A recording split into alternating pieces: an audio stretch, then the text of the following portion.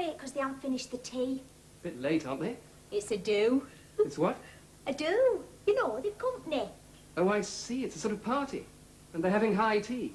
Roast pork, stand pie, salmon and salad, trifle, 2 kinds of jellies, lemon cheese tarts, jam tarts, Swiss tarts, sponge cake, walnut cake, chocolate roll, and a pound cake kept from last Christmas. Is that all? No. There's white bread, brown bread, currant tea cake, one of them big curd tarts from Gregory's, and a lot of cheese. It is a do, isn't it? And a little brown jug. A little brown jug. You know what that is, don't you? Don't you? Hey, well, I never did. Little brown jug's a drop of rum for your tea. Ah. They're getting right lively on it. But you don't come from round here, do you? No. I come from near Rotherham. My father works in Pitt. So does our Frank and our Wilfred. There's a bell ringing somewhere. I know, it's for me. Let her wait. She's run me off my legs today. And Mrs. Northrop's in kitchen. She can do a bit for a change. There's 7 of them at it in dining room. Alderman Elliwell and Mrs. of course. Then there's Councillor Albert Parker and Mrs. Parker. Mr. Herbert Soppit and Mrs. Soppit. And of course Miss Holmes. Oh. Miss Holmes is there, is she? Yes, but she stopped eating. You're courting her, aren't you? What? Oh, I saw you both the other night near Cleckley Woods. I was out myself with our milkman's lad. I don't look like that, I won't tell on you. Now, look here. What's your name? Oh, Ruby Birtle. Well, Ruby, you wouldn't like Miss Holmes to get into a row here with her uncle and aunt, would you? No, I wouldn't like that, but I'd like that shilling. You said Miss Holmes had finished eating? Yes, you can't put it away like some of them. I'd rather keep Councillor Albert Parker a week than a fortnight. Do you want to see her? Yes. Could you just give her the tip quietly that I'm here? If the rest of them aren't coming in here yet. Oh, not them. You think they've been pined for a month where they're going at it. I'll tell her. Oh, she better come round that way, through Greenhouse. Oh, here. That's right, Mrs. Northrop. I see no right about it. You got in here as if you owned place instead of getting on with your work. She's rung for you twice. And I've just taken another lot of hot water in. Now go on, you little crackpots. Hey, aren't you organist at chapel? Yes. Oh, well, I've got it in for you. How do you know? I heard him say so. I don't miss much. So that's why Mr. Helliwell asked me to come round and see him. That's it. There's 3 of them here tonight, do you see? Oh, big men at chapel. You've been enjoying yourself a bit too much, I fancy, lad. So that's it, is it? Hey! And you know what I say? I say, to hell with you.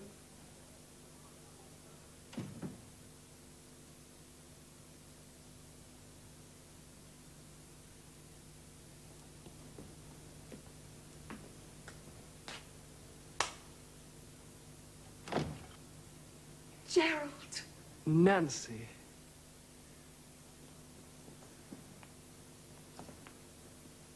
No, Gerald, you mustn't not hear. No, Gerald, please. Now listen, Gerald, and be sensible. This is serious. You know why Uncle Joe sent for you? They've got it in for me. I've just been told. It's serious, Gerald. They've been grumbling about you for some time.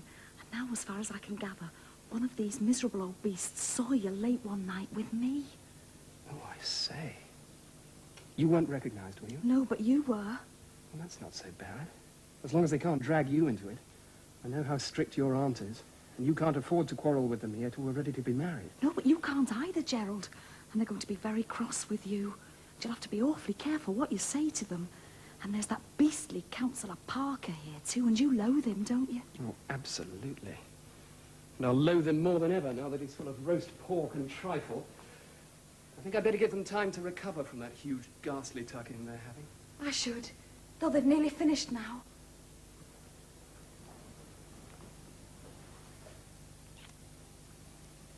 If I clear out for half an hour or so, could you slip away too? I might. They don't really want me here. I'm in the way. You see, it's an anniversary celebration, and I don't come into it at all. What are they celebrating? It's Yorkshire Argus, 2 of them. This is Miss Holmes, Alderman Ellywell's niece. T'others is still having the tea. Evening, Miss Holmes. How do you do? This is Mr. Henry Orman Royd, our photographer. Pleased to meet you, I'm sure. Delightful weather we're having for the time of year. Isn't it? Oh, it is. We seem to have come too early. Yes, I'm afraid you have. Well, what did I tell you, Fred? Always wanted to rush things. We could have had time for at least a couple more with my friend down at the Lion. He's a chap.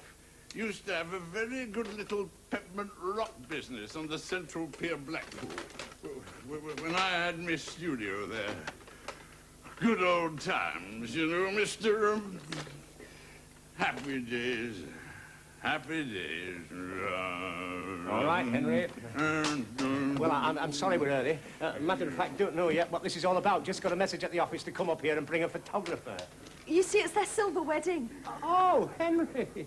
It's Alderman Hellywell's silver wedding. Oh, very nice, I suppose. Yes, but not only me uncle and aunt. There were 3 couples. Me uncle and aunt, Mr. and Mrs. Soppit, Mr. and Mrs. Parker. Would that be Councillor Albert Parker? Yes, do you know him? Yes, we know him. Every time he opens his mouth at the town hall, he puts his foot in it, so they call him the foot and mouth disease. We're all 3 happy couples here. Yes, because they were all married on the same morning in the same chapel. They have a photograph, a combined wedding group. You'll have to interview them. They'll tell you how happy they've been. Oh, yes, I see what you mean now. Here you are, all 6 of them on their wedding morning. Don't they look absurd in those clothes? Well, to you, yes. But to me, no. I was married myself about that time. Now, you see, Fred, what we need here is another group in the very same positions after 25 years wear and tear. Very nice. You're holding it upside down, Henry. I know, lad, I know. That's the way we always look at them professionally. Why the flies have been at this is somebody stitched up Albert Parker with a screwdriver. Well, if we're too early, we're too early. Might nip back to the Lion, Fred, laddie. We'll be about an hour.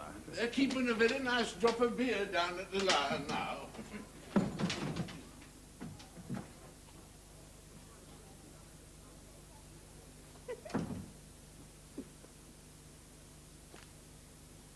So this was when they were all married, then? September the 5th, 83? Yes, why? What's the matter, Gerald? Gerald, what is it? Oh, don't be so mean. They'll be here in a minute. Coming in. Nancy, quick. We'll dodge out this way.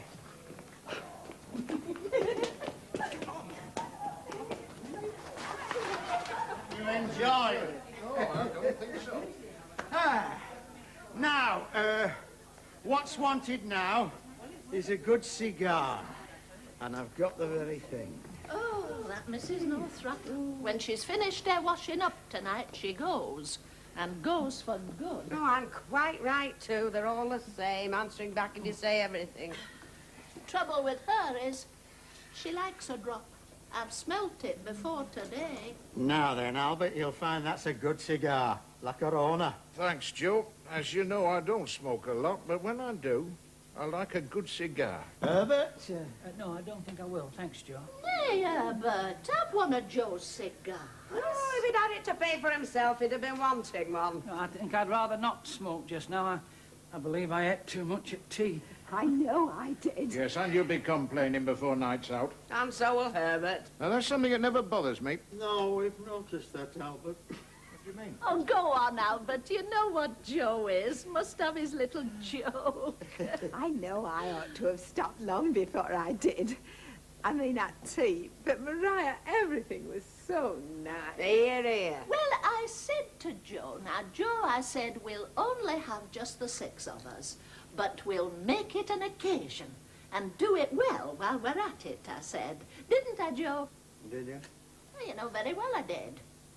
All right, you didn't. Oh, you know quite well I did, Joe Hellywell. All right, all right, all right. All right, you did then. Yeah, they're all alike. Wait till somebody else is with you, then try to make you out a liar. Speak for yourself. I don't try and make my wife out a liar, do I, Annie?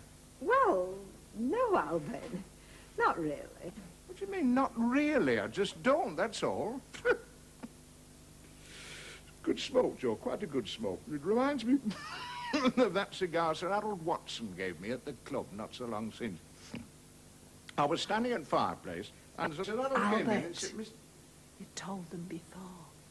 well, I can tell him again, can't I? Maria, have you got a copy of that old photograph we had taken? I couldn't find ours. Yes, where is it, Joe? Oh, Oh, I laugh many a time when I think of that morning. 6 of us all so nervous. And Parson worse still. He was only like 2 penny worth of copper, and I could have given him a few years myself. I think we were about first in ever married. I'm sure we were. I didn't feel I'd been married properly. Oh, of course you'd been married properly. If he'd been 90 and doing it all his life, he wouldn't have been married any better, would you? I've forgotten his name now. He was only a temporary, wasn't he? I remember. Oh? It was a tree. Beach. That's right, Beach. I need a funny squint. Oh, Joe, don't And here's the old mind. photo. Oh, Clara, Annie. Oh, did you say you'd mislaid yours? Yes, I Well, listen. I see crossbreds are down again. Aye, and they'll stay down with Australian market as it is. If I've said it once, I've said it 1,000 times. If your merinos is down and staying down, then your crossbreds will have to follow. Now look at merino. Sit down. Here, Joe, we didn't come here to talk about merinos. This isn't wool exchange. Here, take a look at yourselves and see what we took on. Now, wait a minute, else. That's right, Joe. Ring. We ought to do it in proper style and drink our healths before we go any further. Further? Where? That'll do, Herbert. A bit of fun's all right, but you go too far. Well, I didn't mean... That'll do. What? There's a tray with glasses on. Just bring it in. Oh, me?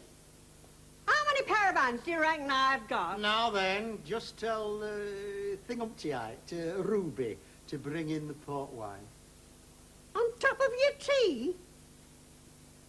You'll be poorly. Now, did you hear that? All right, Joe, we don't want any trouble. She goes tonight and she doesn't come back. No, I don't know what things are coming to. All the same, answering back. They're all like that class of people. They have same trouble at the mill. Don't know when they're well off. Idle, that's what they are. Bone idle. And impudent. Back answers. Yes, but I suppose they don't know any better. They know a lot better. And what do you want to stick up for them for? I can't think. Now then, Albert, don't start thrashing, but just try and enjoy yourself for once. This is an anniversary. Which reminds me, Charlie Pearson told me the other day. They built a new Wesleyan Methodist chapel up at Thornton, and they opened with an anniversary. Anyhow, this is ours, so let's have peace and goodwill all round. Now, I thought we'd first drink a bit of a toast to ourselves. That was my idea. Then I thought we'd have a bit of a chat about old times, and then we'd settle down to a game of Newmarket. That was my idea, too. What the hangman does it matter whose idea it was, so long as we get on with it and enjoy ourselves? Yes, that's the great thing. Enjoy ourselves. I told you to leave that salmon alone. Nay, Clara, why can't you have a bit of salmon if he fancies it? Because he doesn't fancy him, Joe Hellowell, that's why. Look at that time we went to Scarborough. It was Bridlington. It was both. And what did that doctor say? You're digging your grave with your teeth, Mr. Soppit. Here, what do you want to bring them all for? One bottle at a time's enough. Mrs. Northrop said you'd better have a lot while you was at it. Well, in future, just take your orders from me and not Mrs. Northrop. Now, just trot along. Well, and no lip. Mrs. Northrop says she's not coming here again. No, we know all Now, about it. let it be, Joe. Oh. Here, do you know what we ought to do for this? We ought to get just in the same places we were in that old photo. Where is it? Here you are, Maria. Oh, yes, there it is. Lovely. Now then, I was in the middle, of course, and Annie, you were here. Clara, over other side. Yeah. Albert behind Annie, of course, and Herbert there. Yes. That's lovely. Yes, I remember. Ta. Here's to me and my wife's husband. Oh, let's have none of that silly business, Joe. A few serious words is what's wanted. Oh, must you, Albert? What do you mean, must I? What's wrong with a few serious words on an occasion like this? Marriage is a serious business. That's right, Albert. Where'd we be without it? Single. That'll do, Herbert. Marriage. Well, marriage, to begin with, well, it's an institution, isn't it? That is so. One of the oldest institutions. It goes back... right back to... well, it goes right back. And it's still going strong today. Why? Well, because Let me finish, Joe. Let me finish. Why is it still going strong today? Because it is the backbone of a decent, respectable life. True, Albert, true. Where would women be without marriage? And where'd some of you men be? All right, I'm coming to that. Well, don't be too long, Albert. I want to try this part. Marriage may be a bit more necessary to women than it is to men. Why? Why? Children, you see, Annie. Oh, yes, I forgot. But on the other hand, I'm talking now, if you please. But if a woman wants a home and security and a respectable life, which she gets from marriage, a man wants something... He wants all he can get. He wants a nice, comfortable home, somebody to tell his troubles to, and so forth. Oh, that's good, Albert, the and so forth. Now, Joe... Well, cut it short. So, as we're all gathered here together to celebrate the anniversary of our joint wedding day, friends, I give you the toast of marriage. Marriage. Very nice, Albert. It'll go straight to my head. Do you remember that time at Harrogate? Oh! I could have sunk through the floor when that waiter laughed. Now, wait a minute. You would have disgraced. That's all right as far as it goes. But nay, damn it. Joe. No, we must have another toast. No. Just for ourselves. Now, I bet it isn't often there's three couples can meet like this who were all wed on the same morning together. Eh? Now then. I don't act silly, but my face gets so red. Now, here's to all of us. And the Reverend Mr. What's his name? Beach, who tied us up wherever he is. Here's to all. Here's to us, and here's to him. No. Who'll that be? Well, I told Yorkshire Argus to send somebody round to have a word with her. Oh, are you going to have a piece in the papers? Here, they don't want to catch it like this. Oh, no, no. Oh. Cute. Is it Yorkshire Argus? No, it's Mr. Forbes, targanist from Chapel. He came afore and then went away again. Tell him to wait. You know about this business, Albert? You too, Herbert. Well, yes, but... But nothing. You're too soft, Herbert. No, I'm always telling him so. He's chapel organist. He's paid for the job. And either he behaves himself properly or he goes. He'd go anyhow, if I've my say. No, Albert, he's not a bad young fella. Now, you shut up, Annie. You don't know half of what we know, and I bet we don't know half there is to know about that chap. He should never have been appointed. I said so then, I say so now. I know my own mind. I wish sometimes you'd keep a bit of it to yourself. What does that mean? Hello, love. Where have you been? Oh, just out a minute. You don't want me, Auntie, do you? Because if you don't, I thought I'd put my hat and coat on and go and see if Muriel Spencer's in. All right. There's that Gerald Forbes waiting outside. Your uncle has something to say to him. Now, don't go talking to him. I should think not. Just say hello or good evening and leave it at that. The less you have to do with that chap, the better, Nancy.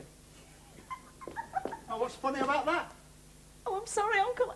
I just remembered something that amused me. Now what's got hold of her? Oh, she's at silly age. They don't know half the time whether to laugh or cry when they're that age. Well, Clara, Annie, we'll leave the men to it. I expect that's what they want. Certainly, after all, it's chapel business. Well, we want to go upstairs anyhow. That's right. You haven't seen what Joe bought me yet. Oh. But don't take too long over him. Him? It wouldn't take me long. It'll take me less long, because I don't make speeches. Here, we'll put these out at way. I said from first it's a bad appointment. To begin with, he's too young. Well, I don't think that matters much. Trouble with you, Herbert, is you don't think anything matters much, and that's just where you're wrong. Young Forbes is a southerner and all. I was coming to that. Oughtn't we to have him in? No, let him wait a bit. Do him good. No, as soon as they told me he's a southerner and his name's Gerald, I said we don't want him. I said, la-dee-da. That's what you're going to get from him, la-dee-da. What's wanted at Lane End, biggest chapel for miles around, any amount of money and congregation. There's a bit of good old Yorkshire organ playing and choir training. I said, we don't want la-dee-da. How do you do? Oh, so charmed to make your acquaintance. Delightful weather we're having. You know what I call all that stuff? Yes, la-di-da. Albert's right, we made a mistake. Mind you, with good qualifications. He seemed a nice, quiet lad. But I must say, after all Sam Fawcett, chapel didn't seem right. We an organist who goes around wearing one of these pink shirts and knitted ties and creases in his trousers. It's all la-di-da. And look at his Messiah. I warned him. I said to him myself, I said, I know it's a Christmas piece, but you got to get in quick before all the others. Right, Albert. After end of November, there's been so many of them, you might as well take your Messiah and throw it into canal. Yeah, look what happened. Hill Road Baptist gave Messiah. Salem gave Messiah. Tongue Congregational gave Messiah. Picklebrook Wesleyans gave Messiah. And where was Lane End? Well, when we did get it, it was a good one. I'm not saying it wasn't, but by that time, who cared anyhow? All that's a detail. The point is, we can't have any carrying on, can we? No, there I agree, Joe. I should think so, too. Organist at Lane End Chapel carrying on. What kind of game they do down south, it won't do up here. We're all agreed on that. Yes. Right, then.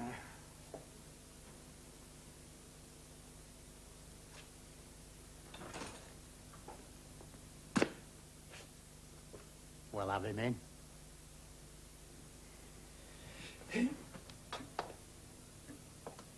All right. Come in.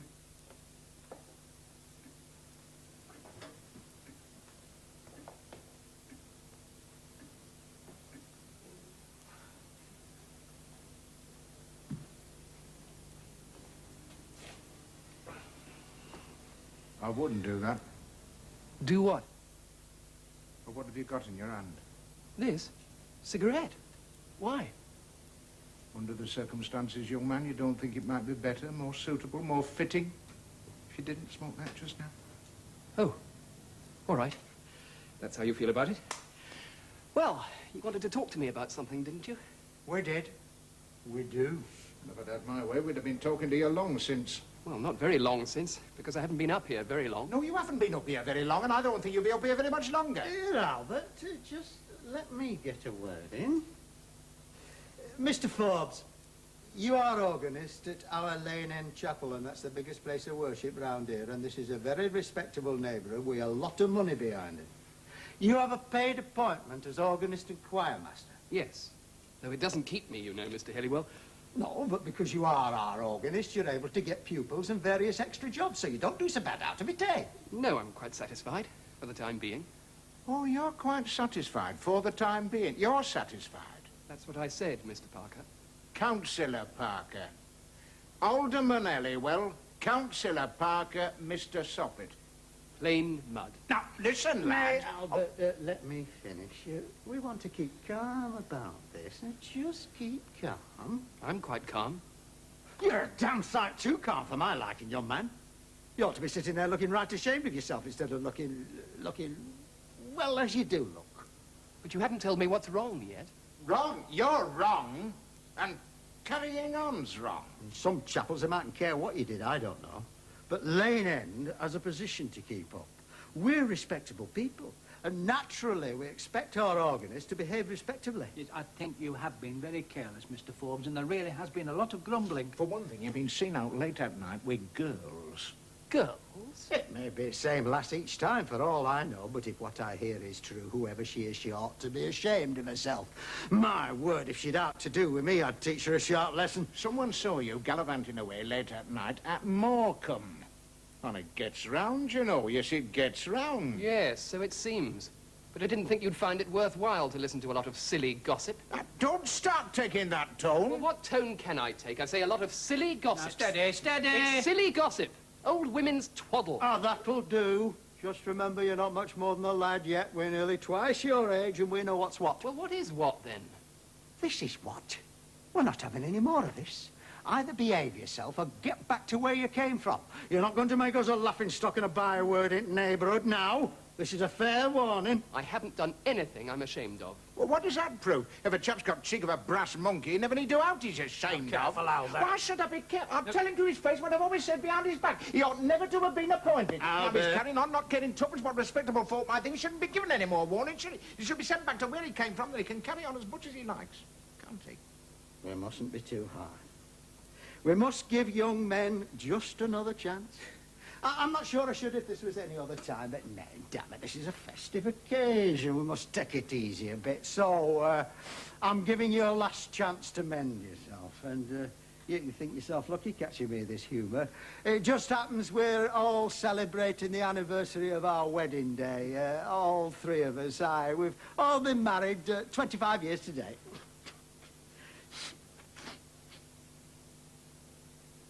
What are you shaking your head about? Well, you see, Mr. Helliwell, I beg your pardon, Alderman Helliwell, I'm rather afraid you haven't been married 25 years. What, do you think we can't count, lad? No, I don't mean that. But I'm afraid you've only been living together all this time. Living together? Well, I'll knock your head right off your shoulders, lad, if you start talking like that to me. No, no, no, I'm not trying to insult you. I mean what I say. Mean what you say? You're wrong and you're damned it. Wait a minute, Albert, wait a minute, Joe. We must listen to him. He means it. Means it? Means what? If you'll be quiet for a minute, I'll explain. Well, I don't want I to said be quiet. Leave him be, Albert. Leave him be.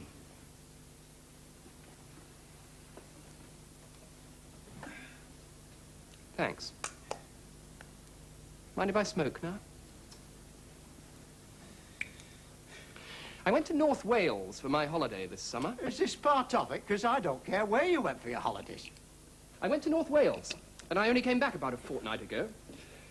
While I was there, I made the acquaintance of a parson who'd been in Africa for the last 20 years. When he learnt that I was the organist of Lane End Chapel, Cleckleywyke, he became very excited. And then it turned out that he'd been at Lane End himself for a short time, about 25 years ago. What was his name? Beach. Francis Edwin Beach. Oh, yes, Beach. We're only talking about him tonight. We remember Mr. Beach. He married us, you know. Yes, he married us 25 years ago, all three couples. That's what we're celebrating. You know, being married 25 years. Go on. Go on. I could see that something he remembered about Cleckleywyke and Lane End worried him.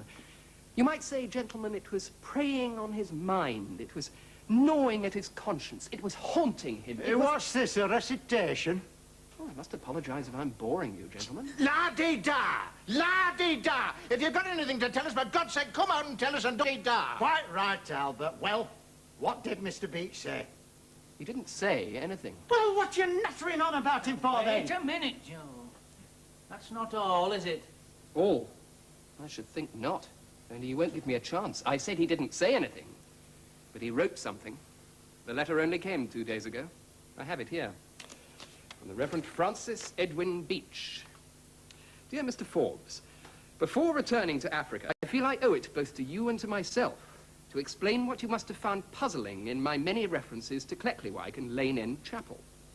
Although I was only temporarily at Lane End, I could not forget it. For there I was guilty of the most culpable negligence. I went to Cleckleywyke straight from college, and during those first few months, I did not realize that there were various forms I ought to have signed and had witnessed by church officers so that one may be recorded as an authorized person to perform the ceremony of marriage. What? The ceremony of marriage. The result was I was not then an authorised person. Fortunately, during that short period, I was only called upon twice to marry people, but the first time there were no less than 3 hopeful young couples who imagined, poor souls, that I was joining them in holy wedlock when I was completely unauthorised to do so.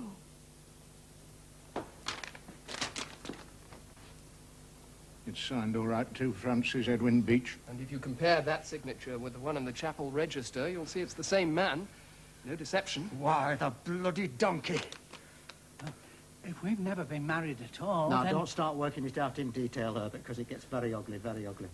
As that lad of yours at grammar school, for instance, I wouldn't like to have to give him a name now. Oh, steady, Joe. Well, you see, it gets very ugly. Keep your mind off details. Silver wedding. Oh, now, don't you start neither, Albert.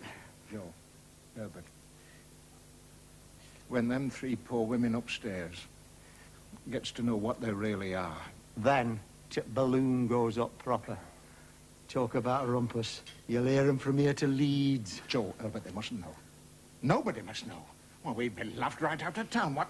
Alderman Halliwell, Councillor Albert Parker, old big Herbert Soppit, old big man at chapel. If this gets out, we're finished. We are, Albert. And once it got into paper... Papers? Oh, Christmas has got to be kept from papers. You'd better give me that letter, haven't Oh, you? no, this letter's taking us into... Hey, Joe, No, I'm sorry, Albert. I don't trust anybody with this letter but myself. Why, it's dynamite. Yes, but it's addressed to me. And so it happens to be my property, you know. Oh, yes. He's right Oh, there, you know. would have to put that in, wouldn't you? Oh, dang me, you're in this mess just as we are, aren't you? Anyway, we've a position to keep up, even if you haven't, Herbert. I'm only saying he's right when he says it's his property. We had a case... Well, never mind about that case. Think about this case. It's a whole truckload of cases. This is. My letter, please. Now, listen, lad. We know you only want to do what's right, and we happened to be a bit hasty with you when you first came in. We didn't mean it. It's just a way of talking.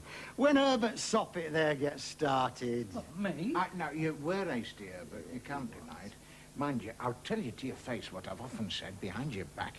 You gave us best Messiah and best Elijah we've ever had at Lane. Easy, easy. Best eclectiwag. And why? I've told them when they've asked me. That young fella of ours is clever, I said. I knew he had it in him, I said. Yes, you did, Joe, and so did I. I've always been on your side. I believe you have, Mr. Soppit. You can keep that letter tonight. On one condition, that Mr. Soppit has it. Thank you, Joe. What's the idea of this? That happens to be the way I feel about it. So either give it back to me at once, or hand it over to Mr. Soppit, who'll be answerable to me for it. Certainly, certainly. Knocking. I heard. That means she's getting impatient. I expect Clara's been ready to come down for some time now. And we want to get on with celebration. Chat about old times. Nice game of cards. Better be going. No, take it easy. No worry at all. I expect Joe's got a nice cigar for you somewhere. Certainly I have. And a drink of anything you fancy. No, thanks. I must be going. Now, listen, lad. We've admitted we've been hasty, so just forget about it, will you? Now you see the mess we're in through no fault of ours. Well, I do, yes.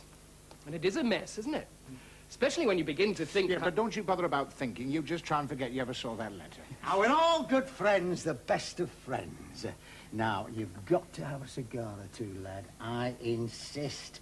And you're going to promise us on your word of honour not to tell anybody anything about this nasty business. Aren't you? All right. And you won't regret it, lad. Good lad. You hear that? It's wife again. You know, it's a funny thing about wives. They're always complaining what poor company you are for them, and yet they can't wait to get back to you. That's not because they enjoy your company. It's so they can see what you're doing. Well, what are we doing? Wasting time. Now, listen, chaps. We're in no proper shape yet to face wives. They'll have it all out of us in 10 minutes, and then fat'll be in fire. No, we've got to put our thinking caps on. I suppose that Mr. Beach couldn't have been mistaken. Well, we might take that letter and get an expert opinion. What, and have it all over the town? Just put a case, not mention names. I know what we'll do. We'll nip down to the club, because we can talk it over there in peace and quiet. Now, come on, chaps. Just as we are, straight down to the club. Now, young man, you promised you won't go back on your word. Nope, you're safe with me. Good lad. Now, wait here till we've got off and then go out the front way. Now, come on, Albert, we've no time to lose, and we go this way. Straight to club.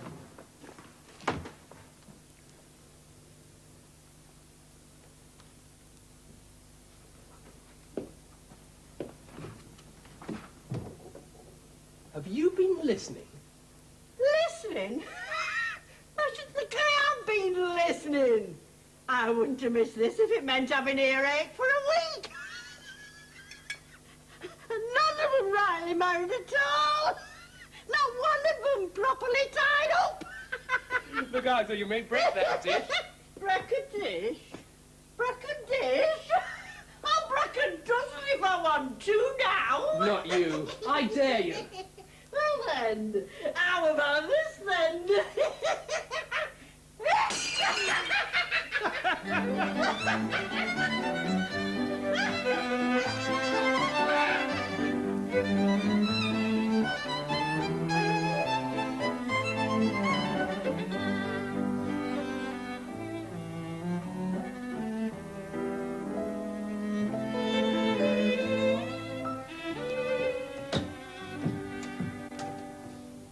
Well, I must say, this is a queer way of going on.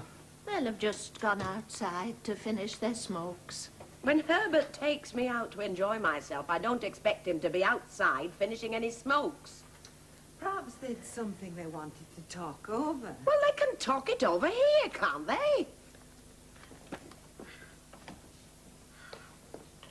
Well, Ruby, are they out there? No, they aren't.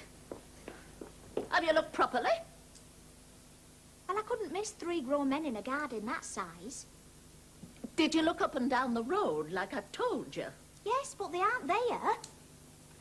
Didn't you hear them go? No, I was back in kitchen all the time doing washing up. That Mrs. Northrop left me to it. And where was she then? Out here somewhere, I fancy. Hey, I know she's gone like a daft dead, though, ever since she come back. Laughing to herself like a proper bald pot. Well, ask Mrs. Northrop if she knows where they went. That noise you heard from upstairs was a bit of this Mrs. Northrop's work. One of my best dishes gone. And Ruby says she just laughed. Stop it out of her wages. See if she can get a good laugh out of that. No, I've no patience with them. I thought she didn't look a nice woman. One of them idle drinking pieces or nothing from back at mill. Well, I was in a hurry. I had to have somebody. But she goes for good tonight. Mrs. Northrop says they wanted to have a nice quiet talk, so they went down to club.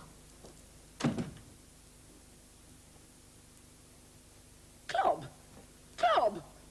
And tonight of all nights, I do think it's a shame. I never heard of such a thing in my life. Club? I'll club him. Yeah, I don't know what's come over him. I know what'll come over one of them. Here, perhaps there's something up. Oh, something down, you mean? Ale, stout and whiskey. Drinks all round. Money no object. Here.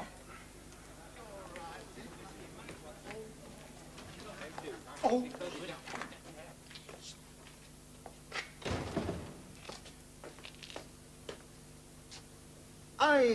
Well, Well, what? no, really. We didn't think you'd be down just yet, did we, Joe? Did we, Albert? No, we didn't, Herbert. No, that's right, we didn't. Herbert Soppit, you must be wrong in your head. Club? And tonight of all nights. Well, you see, we thought we'd just nip down for a few minutes while you were talking upstairs. What for? Oh, just to talk over one or two things. What things? Oh, well, you know, just things. Just things in general. Well, I see the table's already, so what about that nice little game of Newmarket? Oh, you'll get no Newmarket out of me tonight. You're selfish. Have you just found that out? Never think of anything but their own comfort and convenience. I'm surprised at you, Joe Elliwell. And after I planned to make everything so nice. Lot of thanks you get from them. Club. Well, go on. Say something. Just think what day it is. And after giving you the best years of our life without a word of thanks. And just remember, Joe Elliwell, there were plenty of other fellas I could have had besides you. You seem to think once you've married us, you can take us for granted. No, you don't. Yes, you do. All alike. If some of you woke up tomorrow to find you weren't married to us, you'd be in for a few big surprises. Yes. I dare say you're right. Joe Elliwell, what's the matter with you tonight? No's wrong with me, love. You'll hear more about this when I get you home. Yes, Clara. What were you saying about your cousin, Clara? Oh, yes, well, the doctor said you're all acid, Mrs. Foster. That's your trouble. You're making acid as fast as you can go. Oh, poor thing. Oh, yes, but it didn't surprise me where she'd eat. I once saw her eat 9 oyster patties, finishing them up after their Ethel got married. I said to her, nay, Edith, have a bit of mercy on your inside. But, of course, she just laughed. And now where are you going? Into dining room. What for? Well, because, well, we've something to talk over. Albert, quick.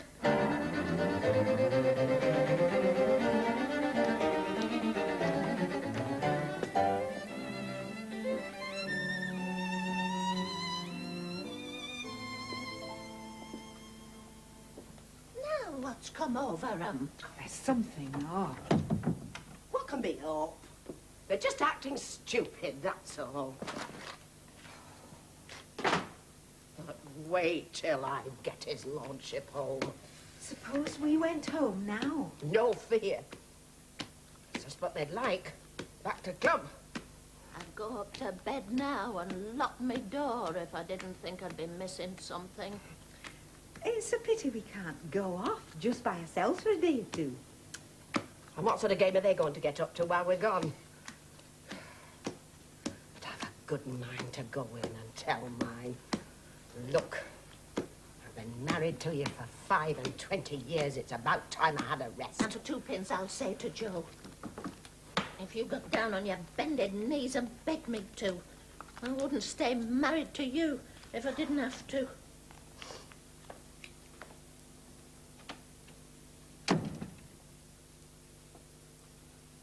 I've done.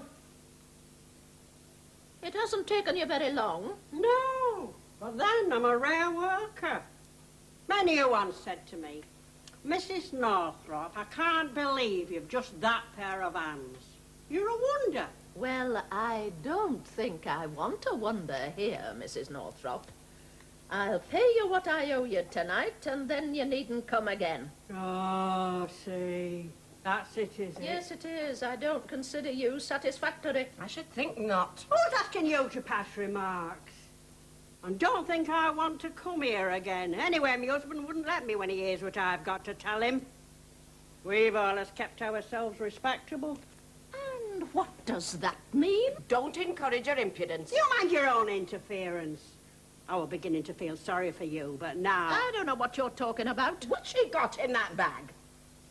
I've got my old boots and my apron and my cleaning stuff in this bag. I can see 2 bottles in there. Well, what if you can? Do you think you're only folky Cleckley Wyke who can buy something to sup? If you must know, these is 2 stout empties I am taking away because they belong to me. Bought and paid for by me at Jackson's off licence. And if you don't believe me, you can go and ask them. No, Clara, let her alone. We've had enough. It's 24 shillings altogether, isn't it? No, it isn't. It's 25 and 6 if I never speak another word. All right, then, 25 and 6. But I'm going to take something off for that dish you brought. You'll not take a damn day in the art. Oh, language now, as well as backhand says. Here's £1, Mrs. Northrop, and it's all you'll get. I'll not have it. I'll not have it. There it is, and it's all you'll get. Now then, Clara, let's see, what were you saying? And don't sit there trying to look like duchesses, because I've lived round here too long and I know too much about you, trying to swank. Well, I remember you when you were Maria Fawcett. You went out with a burler and mender up at Barkinson's before you took up with Joe Halliwell, and he went out with a wool sorter in them days.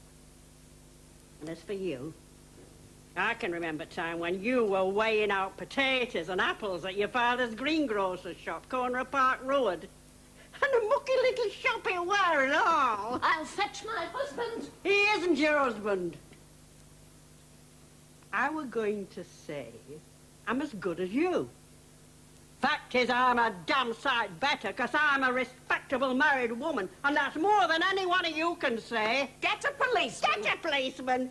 Get a dozen. And they'll all have a good laugh when they hear what I've got to tell them. Not one of you properly married at all. I heard that organist of yours telling your husbands, if I can call them your husbands, I were just behind door, and this lot were too good to miss. It's better than a Turner Empire. I don't believe a word of it. Please yourself. But he gave them a letter. And that's why they all went down to the club to talk it over. And I can't say as I blame them, because they've plenty to talk over. And by God, so have you three. Hey. It's about time you thought of getting wed, isn't it?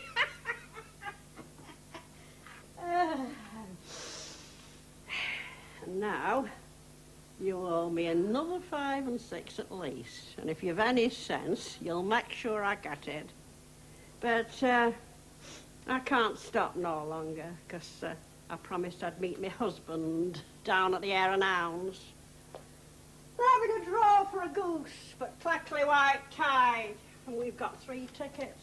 So I'll say good night.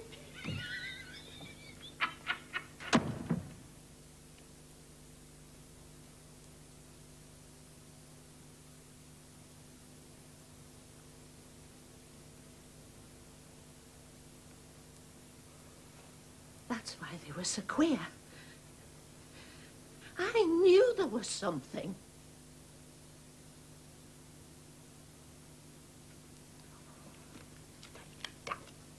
Look it. Oh, for goodness sake, Annie Parker. I'm not Annie Parker. And it all sounds so silly. Silly? What's silly about it? Serves me right for ever bothering with anybody so gormless. I mean, isn't this Herbert sopped all over? Couldn't even get us married right. But Clara, Annie, this is awful. What are we going to do? I'll tell you what we're not going to do. And that's play Newmarket. We'll look off this silly lining up at Lane End Chapel again to get married, won't we? Oh, Annie! Oh, for goodness sake! I'd better tell them 3 daft heads in dining room to come in now. No, just a minute. What for? Because I want to think. The sight of Herbert will make me that mad I won't be able to think. Now, if nobody knew but us, it wouldn't matter so much. But that fool of a parson knows. And the organist knows. And your Mrs. Northrop knows, don't forget that. And you wouldn't pay her that 5 and 6. One of them 3 men must fetch her back. I should think so. Why, if people were to get to hear about this... Yorkshire Argus! Oh, no. I don't want any Yorkshire Argus in here. Oh, God knows where we'll be.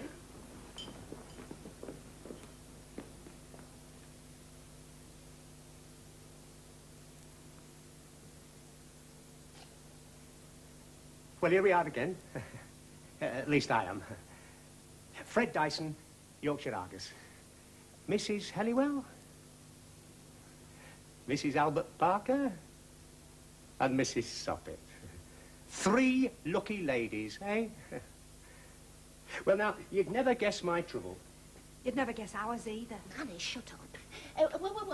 What were you saying, Mr. Dyson? Well, I've gone and lost our photographer, Henry Ormonroyd. I brought him up here with me earlier, and then we went back to the Lion where he'd met an old pal. I left him in the tap room singing Larboard Watch not 20 minutes since. Then I went into the private bar 5 minutes afterwards. No sign of poor old Henry anywhere. I thought he must have come back here. By the way, where's the party? This is it. Annie, shut up.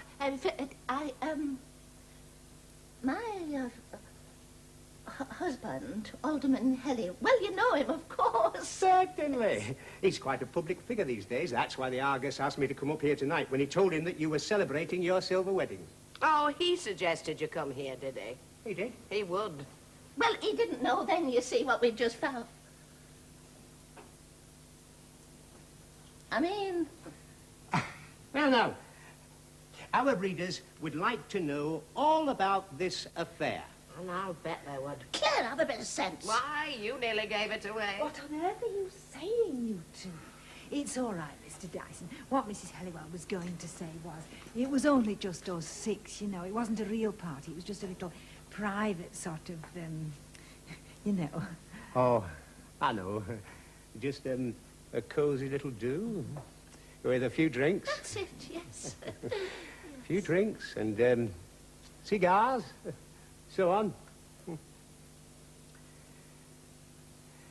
Well, now, Mrs. Halliwell, wouldn't you like to tell our readers just how you're feeling after celebrating 25 years of happy marriage?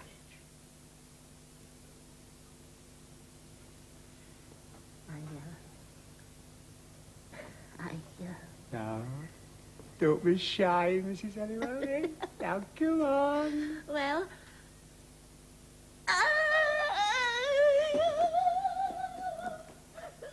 Now look what you've done, young man. Oh, hey, dash it. I mean, what have I done?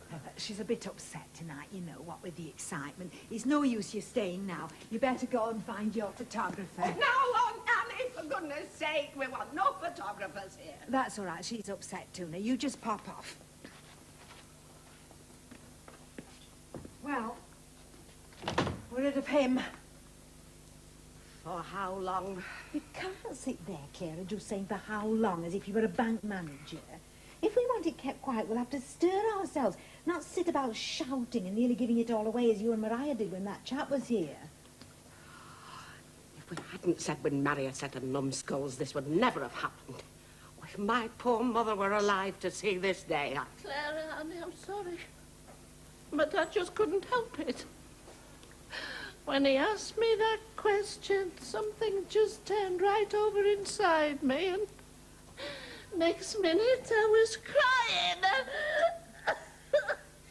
Well, crying's not going to get us out of this mess. You're never satisfied, Clara. First you go on at me for laughing, and now you blame poor Maria for crying. But what do you want to go laughing and crying for? And what do you think this is, Uncle Tom's cabin? They're coming in.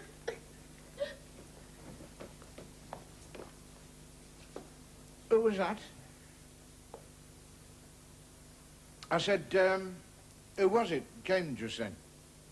Yorkshire Argus. I know. Of course we know. And now where are you going?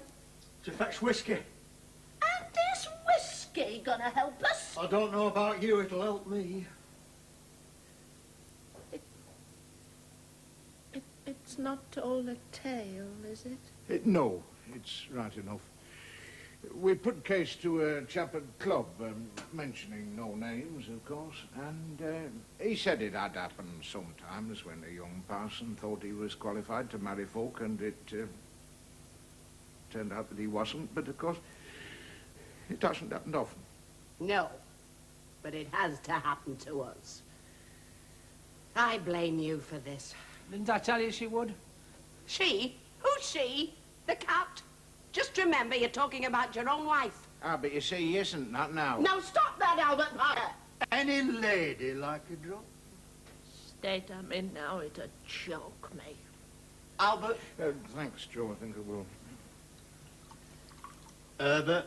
He mustn't have any. Herbert? You heard what I said, Herbert. You're not to have any.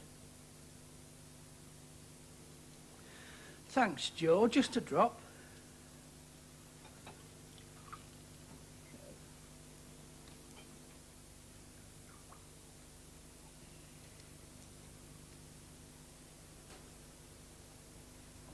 Yeah, but I never would have thought young Forbes would have gone back on his word like that when he promised solemnly not to tell another soul. But he didn't tell us. Eh? Who did then? Joe! a woman, Mrs. Northrop. She heard you behind that door. Here, where is she? Gone. Mariah's just giving her the push. Well, if she's gone off with this news, you might as well play it on town old chimes. Well, why didn't you say so at first? If this woman gets round with this tale about us, we'll never live it down. Did she go home? Note at Hare and Hounds. Herbert, swallow that whiskey quick. Yeah. And nip down to Hare and Hounds as fast as you can go and bring her back. But I don't know her. Oh, nay, damn it, you saw her in here, not an hour since. But she doesn't know me. Now, don't make difficulties, Herbert. Off you go and bring her back as fast as you can. All right. And promise her out she asks so long as you get back. And make haste. We're depending on you.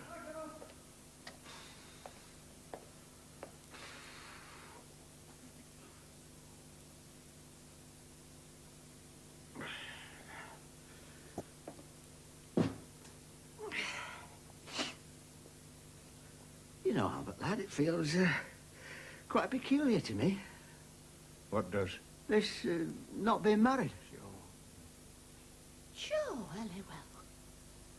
How can you stand there and say a thing like that? I'm surprised at you. Be ashamed of himself. What? What are you talking about? After 25 years together, haven't I been a good wife to you, Joe Halliwell? Well, I'm not complaining, am I? You've been the same as a good wife to him, The Maria. same? I haven't been the same as a good wife. I've been a good wife, let me tell you, Albert Parker. Nay, Albert. Never heard such silly talk. Oh, what's silly about it? Everything. No, when you come to think of it, Albert's right. You've got to face facts. Now, Maria, you might feel married to him. I feel married to him. If you'd had 25 years of him, you wouldn't talk about might.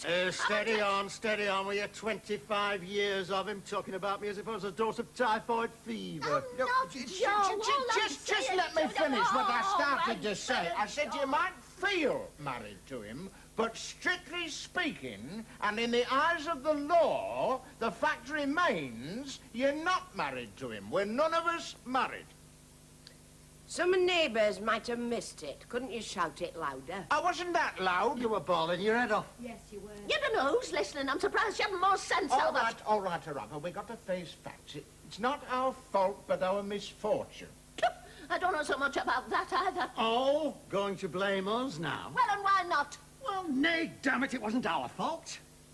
If a chap asks me to marry him and then takes me to chapel and puts me in front of the parson, I expect parson to be a real one and not just somebody dressed up. Well, don't I? You should have found out. Oh, talk sense. How could I know he wasn't properly qualified? Well, it's funny it's got to happen to us, isn't it? Just what I'm saying. It's not our fault, but our misfortune. It's no good blaming anybody. It can't be helped, but the fact remains... If you say it again, Albert Parker, I'll throw something at you.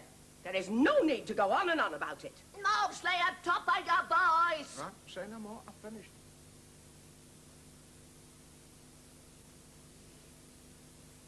But, Joe...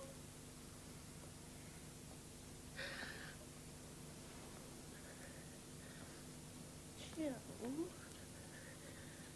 You're not going to tell me that you feel different just because of this accident? I won't tell you a lie, love. I can't help it. But ever since I've known I'm not married, I've felt most peculiar. I could knock your fat head off. Poor Mariah. Well, I hope you're pleased with yourself now. Never interfere between husband and wife. You just said you weren't husband and wife. If I'm going to argue with a woman, it might as well be the one I live with.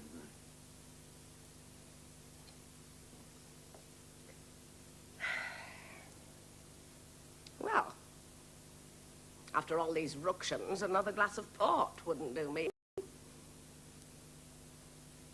Thank you very much.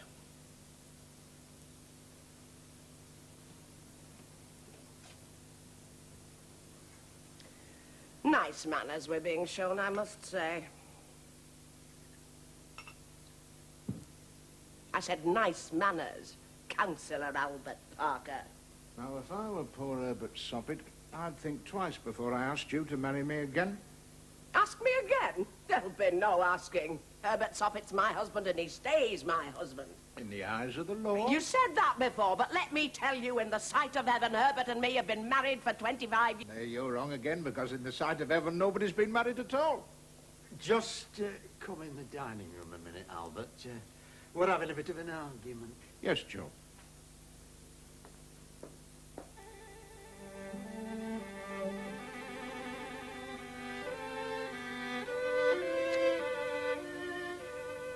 You silly young softers. Mrs. Soppit? Yes? Mrs. Elliwell says we're going to dining room.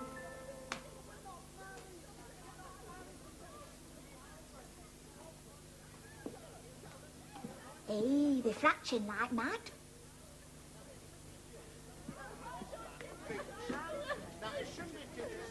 Why don't you get on with it, you silly... Will you just get... It wasn't my fault. I told you it wasn't my fault at all. Everybody keeps... Right, straight down to the bottom. Here, mind them things. Well, there's nobody here. There's nobody here at all. They'll all be back again soon. They're mostly in dining room, flatching. What, on a festive occasion like this? That's right. Well, if that isn't just human nature for you. Human nature. I bet if it had been a funeral, they'd all have been in here laughing their heads off. Oh, there's not such a thing as a cigar here, is there? Yes, you're looking at them. Don't you want one? My mother says if God had intended men to smoke, he'd have put chimneys in their heads. Oh, you tell your mother from me, if God had intended men to wear collars, he'd have put collar studs at the back of their necks. What you bobbing up and down like that for? I'm not bobbing up and down, it's you. Hey, you're a bit tiddly, aren't you?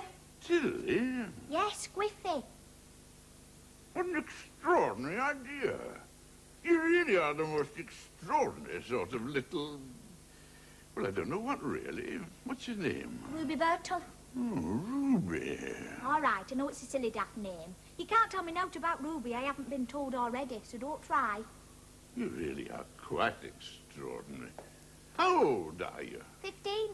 How old are you? Oh, thousands of years. Thousands and thousands of years. You look to me about 70. 70, I'm 54. Then you've been neglecting yourself. Too much lifting at elbow. Did you ever read the police news? Oh, yes, I like it.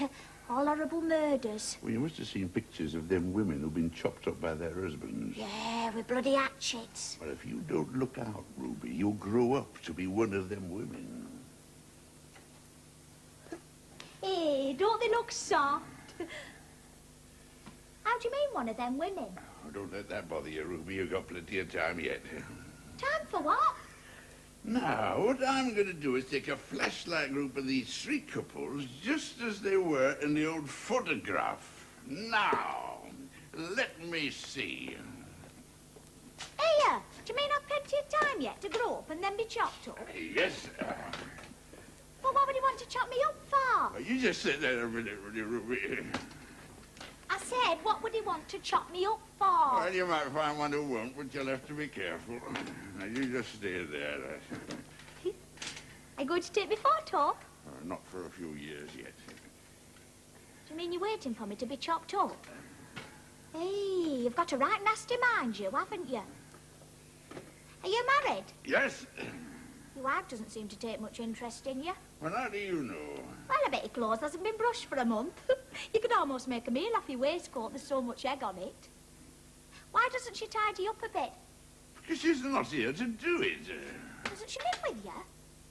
It is essential you should know all about my private affairs. Go on, you might as well tell me. Where is she? Mrs. Ormonroyd at present is helping her sister run a boarding house called Palm View. But the only palm you're likely to see there is the one my sister-in-law owns out. Where, Blackpool? No, that's a place to live in, not to die in. Oh, they're at Torquay. Torquay? Hey, that's right down south, isn't it? Yes, my girl. Torquay is on the south coast of Devonshire. It is sheltered from the northerly and easterly winds, and is open to the warm sea breezes from the south. And so is a favorite all-year-round resort of many delicate, refined persons of genteel society. In other words, it's a damn miserable hole. There we are, all ready for the 3 happy couples. Did you say happy? And why not? Well, for a start, go and listen to them 4 in dining room. Oh, believe me, Rosie. Ruby. Ruby, believe me, my girl, you're still too young to understand. I've heard that afore, but nobody ever tells me what it is I'm too young to understand. And for years, my brother kept rabbits. Well, it's not a question of rabbits, thank God, but marriage is a very peculiar thing. Parts of it I don't much care about myself. Which parts? Well, I'm a man who likes a bit of company, and I like the occasional friendly glass. I'll admit it, I liked the occasional friendly glass. To be all same, if you didn't admit it, we could tell. And if those 3 couples have been married for 25 years and they're still sticking it, I call them 3 happy couples. And I won't have you nor anybody else saying they're not. No, I won't have it. And if you or anybody else should ask me to drink their health, I'll say certain with pleasure. Wouldn't dare to refuse. We're dead against your principles. Oh, a really good health. Hey, you're going to be tiddly. Oh, yes. To be together, side by side, through life's sunshine and storms, hand in hand, always together through good times and bad ones, always with a loving smile. Hey, mind your cigar? In sickness and in health, for rich or for poor, side by side, hand in hand, through life's sunshine and storms. You've said that once. Oh, Ruby, it's a beautiful thing. What is? What is? Lord help us, it's like talking to a little crocodile. I say it's a beautiful thing to go through good times and bad ones. Always together, always with a loving smile. Side by side and hand in hand. Yes, that's what I say. Then there must be something wrong with me, because when I've tried going side by side and hand in hand, even for 20 minutes, I've had more than I want. Quite extraordinary. What's your name? It's still Ruby Birtle. Well, haven't you had a home, Ruby? Of course I've had an home. Why? Well, you talk as though you were brought up in a tram shed. No tender feelings, no sentiment, no poetry. Hey, go on, I know poetry. We learnt it at school. Here. They grew in beauty side by side. They filled one home with glee. Their graves are severed far and wide, by mount and stream and sea. The same fond mother bent at night o'er each fair sleeping brow. She had each folder flower in sight. Where are those dreamers now? One midst the forest of the west, by a dark stream is laid. The Indian knows his place of rest, far in the cedar shade.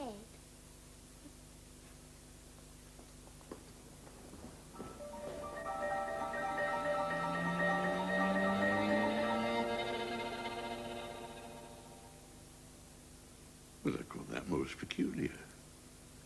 Most peculiar.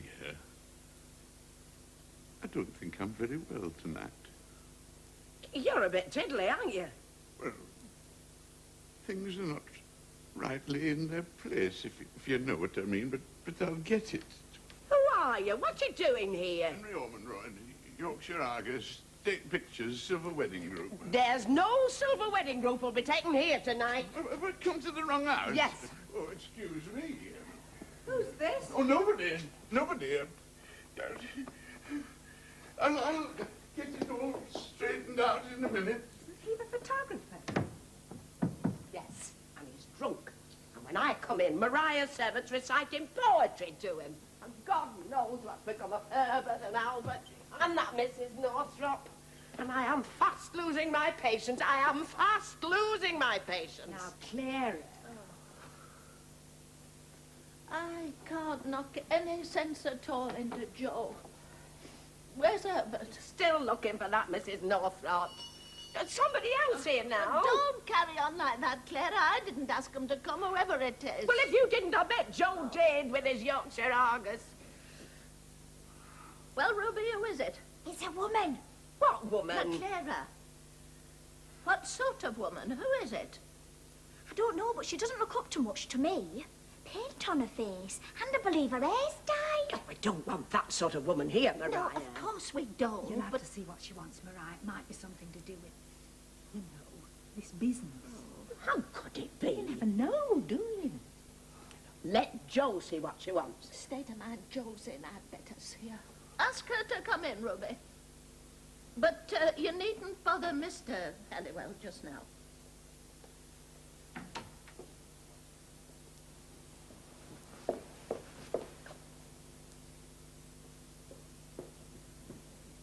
Good evening. Good evening.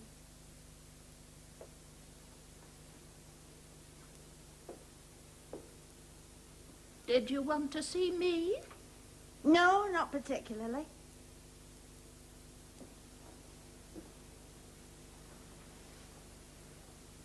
I don't think I got your name.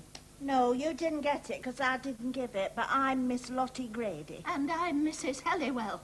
No, if we're all going to be on our dignity, let's get it right. You're not Mrs. Halliwell. You're Miss Mariah Fawcett. Now, just a minute. Miss Clara Gawthorpe, isn't it? Gawthorpe's Greengrocers, corner of Park Road. I'm afraid I don't know your maiden name. I'm Mrs. Parker to you. Please yourself. I don't care. I'm broad-minded. I suppose that Mrs. Northrop's been talking to you. Certainly. Met in the old Hare and Hounds where I used to work. She's an old friend of mine. If you've come here to get money out of Who us... said anything about money? You must have some idea in coming to see us. Oh, I didn't come here to see any of you three. Well, who did you come to see then? A gentleman friend, love. A gentleman friend? You'll find none of your gentleman friends in this house, will she, Mariah? I should think not. Just a minute, Clara. I'd like to hear a bit more about this. Very sensible of you. You see, if a gentleman friend gets fond of me, then tells me more than once that if he wasn't married already, he'd marry me, well... Well, go on. Well, then I suddenly find out that he isn't married already after all. You can't blame me, can you?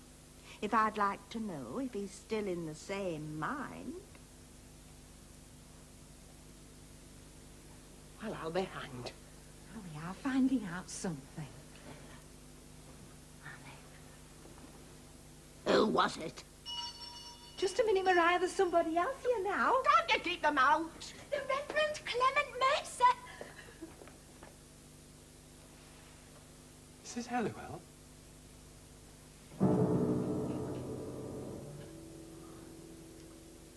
Mrs. Halliwell. Although you're not a member of my congregation, I want you to realize I feel it my duty to give you any help I can.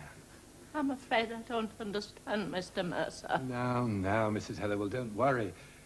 Let's take everything calmly. May I sit down?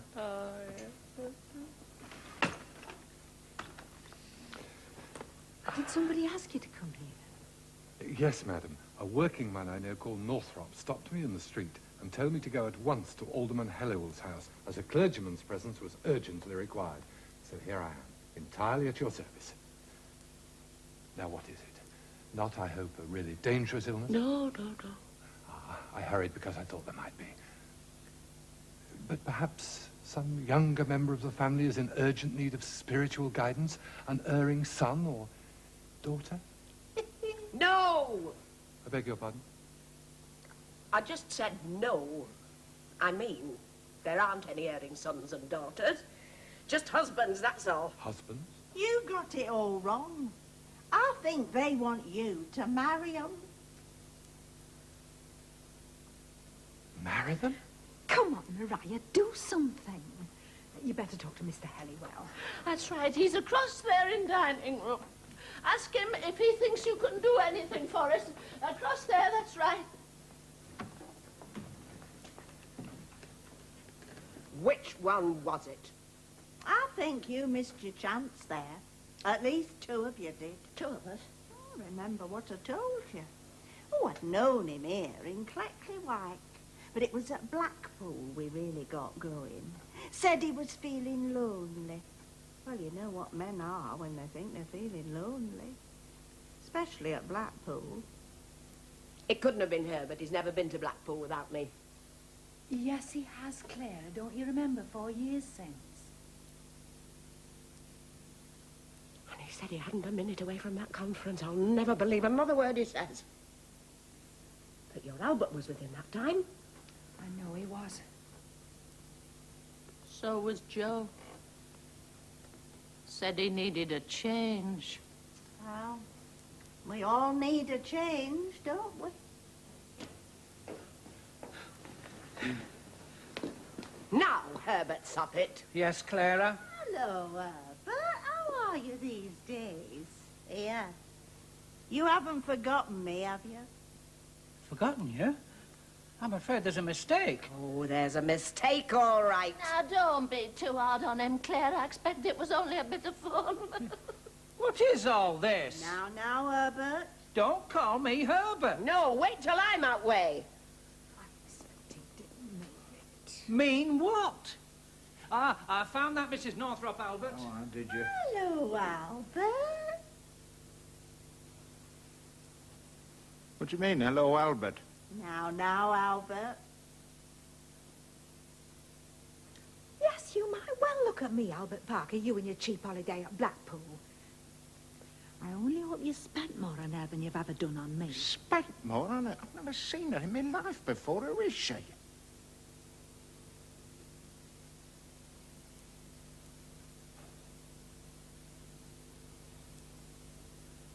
I don't believe it.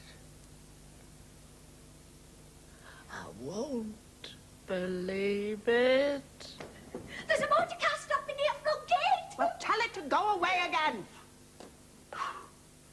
What with a photographer who's drunk and a parson who's mad, Lottie.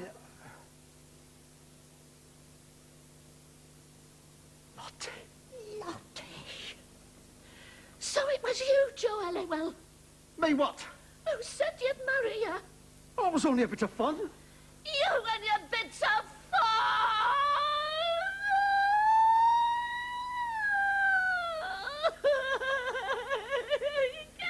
Mayor of Cleckley-White, Yorkshire Argus, Telegraph and Mercury.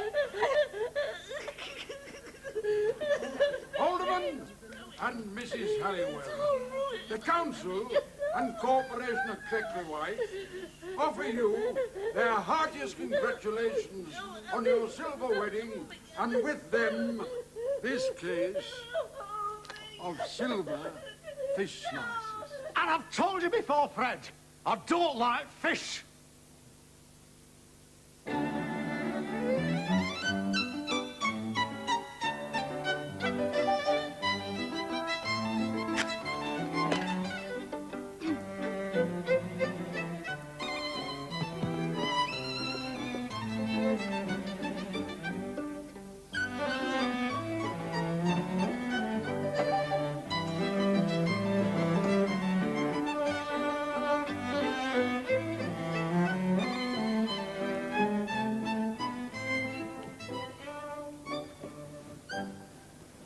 What's been happening, Ruby? What hasn't been happening?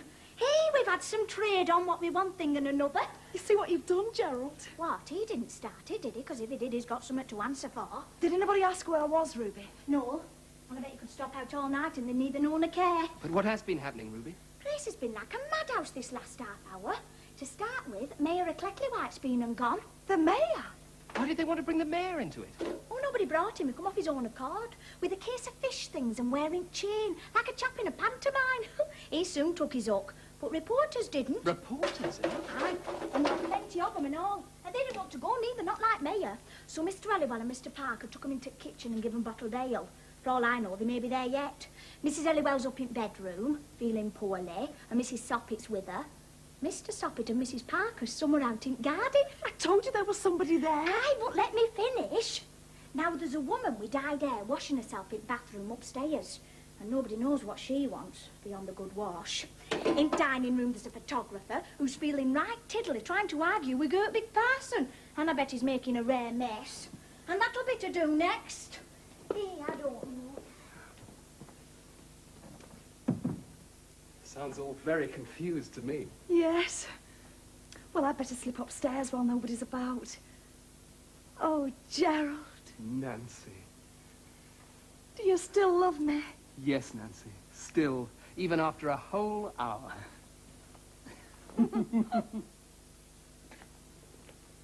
Here, I say. You two seem very friendly. I believe you were the girl he was seen with. Were you? Yes. Oh, we're practically engaged, you know. Only I was frightened of saying anything yet to Uncle Joe. Oh, don't start tonight. And why shouldn't she? He won't be quite so pleased with himself tonight as usual. Just as I know another who won't. Good night. Good night. Why don't you go outside and say good night properly? You're only young ones.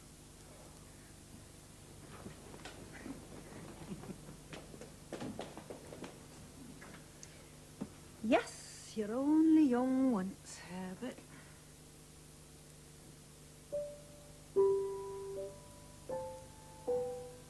Do you remember that time?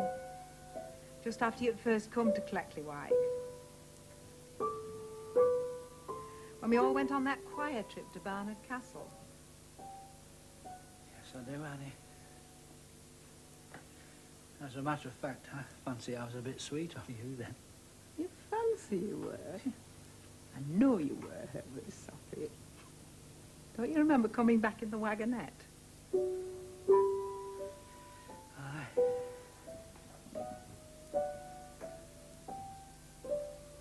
Those were the days. Aye. Is that all you can say? Aye. No. But I might say too much. I think I should risk it for once if I were you. What does that mean, Annie? Never you mind.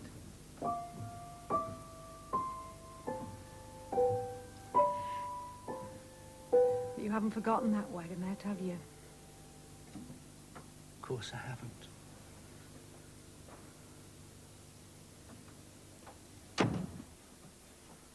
Oh, hello, Clara. How long has this been going on? Don't be silly, Clara. Oh, it's me that hasn't to be silly, is it? I suppose sitting there with my husband's arm around your boulder's brass, that isn't being silly, is it? I wonder what you call that kind of behaviour, then. It was only a bit of fun. Oh, and how long have you been having these bits of fun, as you call them, Herbert Soppit? You've got a nasty mind, Clara.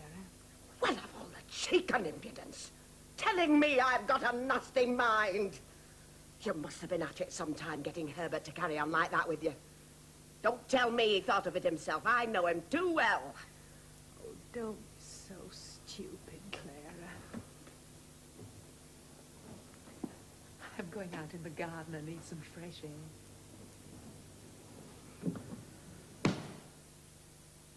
Well, Herbert Soppit, why don't you follow her? Get some fresh air, too. Go on, don't mind me. Come here. You heard me. Come here. Why should I? Because I tell you to. I know. I heard you.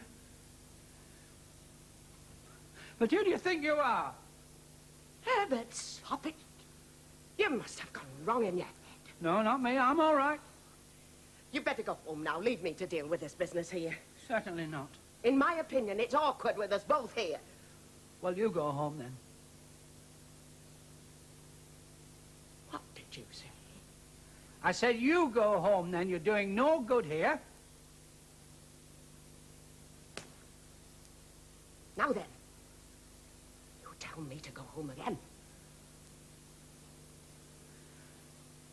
Clara, I always said that no matter what she did, I would never lift a hand to my wife. I should think not, indeed. But since you aren't my wife, what about this? Now sit down. Sit down! And shut up! I want to think.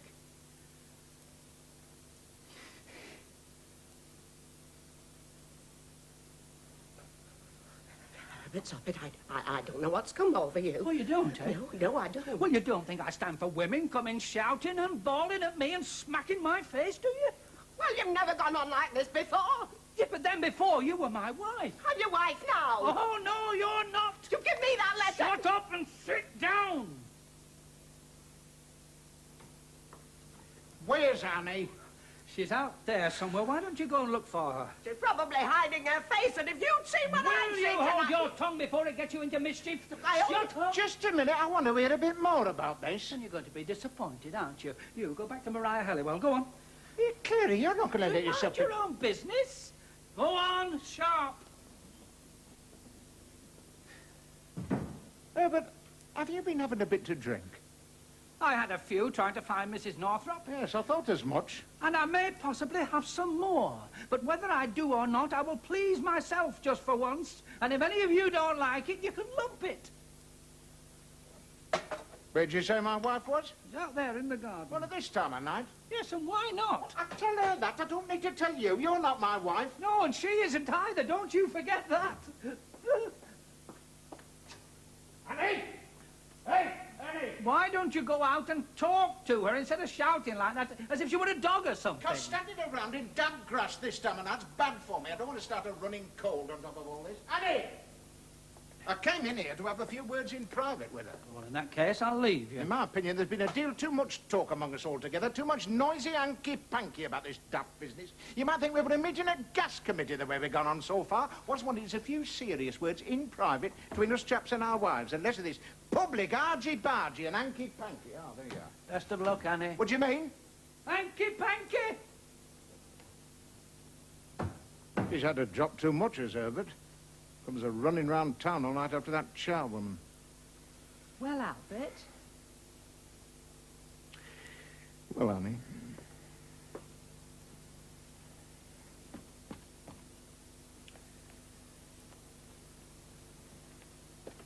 I'm going to set your mind at rest. Thank you, Albert. Yes, I don't want you to be worrying. Now, I think you'll admit I've always tried to do my duty as a husband. Yes, Albert, I think you've always tried. What do you mean? But just what you mean, Albert. Of course, as no one knows better than you, I'm in a completely different position altogether to what I was when I first married you. When you thought you married me, Yes, but Albert. you know what I mean. In them days, I was just plain young Albert Parker. And now you're Councillor Albert Parker. Well, and that's something, isn't it? And it's not all by long chalk. I got on in business, made money, come to be big man at chapel, vice president of Cricket League, on to hospital committee, so forth. Hey, Yes, Albert, you've done very well. I know I have. And what's more, it hasn't altered me much. I'm not like some of them. There's no swank about me, no la-di-da. I'm a plain man. Yes, Albert, you are. Well, what's wrong with that? You're not going to tell me at your time of life you want to go My running... time Well, of you're no life? chicken, are you? And I mean to say, you're not going to tell me now at your time of life that you want a bit of swank and la-di-da? Well, I've sometimes wondered... Nay, nay, nay, nay, nay, nay, nay. Nobody knows better than me what you'd like. And you know very well what a good husband I've been. Steady. Yes, you've been steady all right, Albert. That's what I say, steady, reliable. Not silly with me money. No, Albert, your worst enemy couldn't say you'd ever been silly with your money. And at the same time, not stingy. No, not stingy. Everything of the... If it could be managed, everything of the best within reason, you know, within reason. Yes, within reason. Always reasonable and reliable. And at the same time, getting on, going up in world. Never satisfied with what I do for most men. No. Steadily moving on and on, up and up. Cashier, manager, sharing the business. Councillor this year, Alderman next. Perhaps mayor soon. That's how it's been. And that's how it will be. You know, honey, I've sometimes felt that right at first she didn't quite realise just what she'd picked out at Lucky Bag. Aye. Well, Albert, what's all this leading up to? Oh, well, you see, honey, I was just saying that I thought I'd been a good husband to you. Mind you, I'm not saying that you've been a bad wife. No, I'm not saying that. Thank you, Albert. So, I thought I'd just set your mind at rest. Now, don't you worry about this wedding business. If there's been a slip-up, well, there's been a slip-up. But I'll see it all right, honey. I'll see it's all fixed up quietly, and then we can go and get married again properly. I know my duty as well as next man, and I'll see you properly married to me. Thank you, Albert. No, that's all right, honey, that's all right. I'm not saying that every man would see it as I do, but never mind. I know my duty. And what about me? Well, I'm telling you, you'll be all right. How do you know I will? Now, don't be silly, Annie. If I say you'll be all right, you ought to know by this time you will be all right.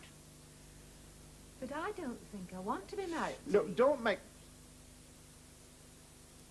What? Well, you see, Albert, after 25 years of it, perhaps I've had enough. Had enough? Yes, had enough. You talk about your duty.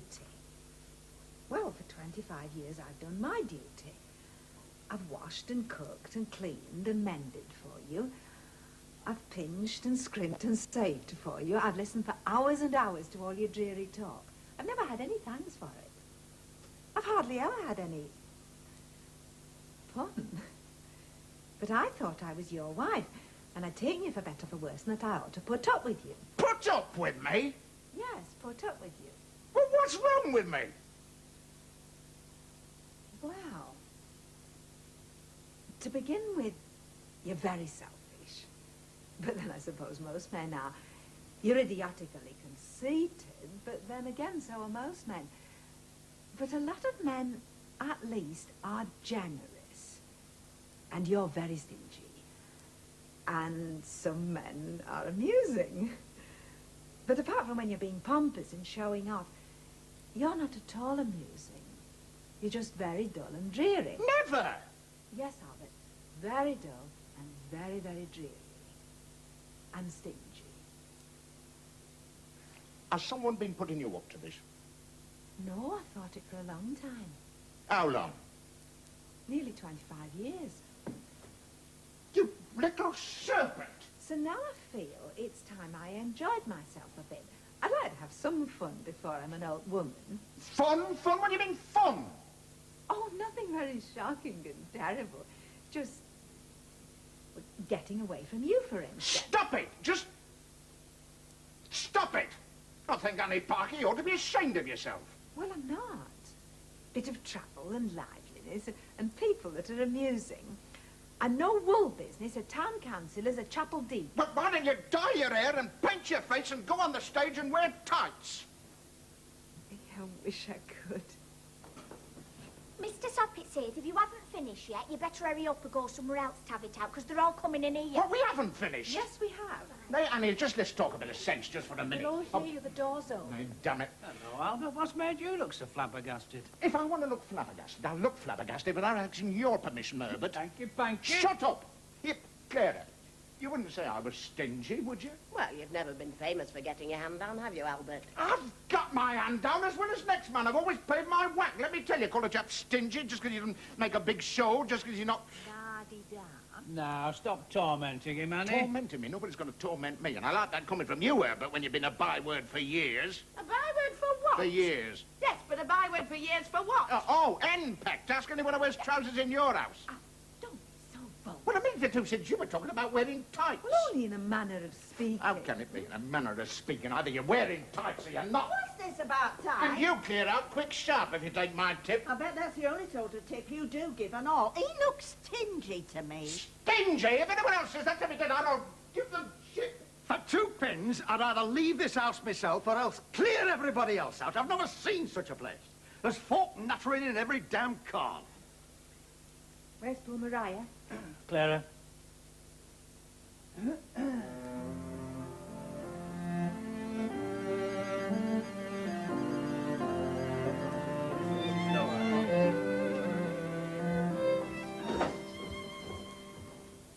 Now, Lottie, be reasonable.